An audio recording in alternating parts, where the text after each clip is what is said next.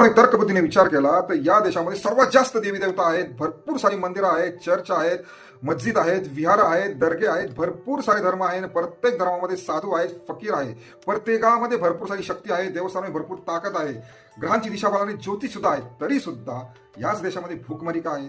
याच देशामध्ये सर्वात जास्त अपराध अत्याचार का होतात? याच देशामध्ये सर्वात जास्त लोकांवरती जुलूम का होतात? लहान मुलांचे शोषण करून किडनॅपिंग का होते? याच देशामध्ये सर्वात जास्त चोऱ्या भ्रष्टाचार का होतात?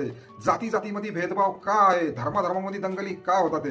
अरे स्त्रियांच्या सुद्धा अब्रूनी इज्जती लुटल्या जातात. मला सांगा, हे सर्व ताकदी या शक्ती ह्या गेल्या कुठे?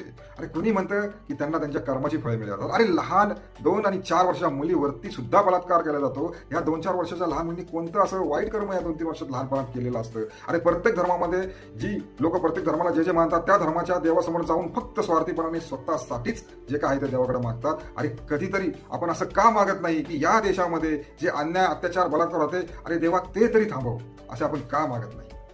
विचार करा.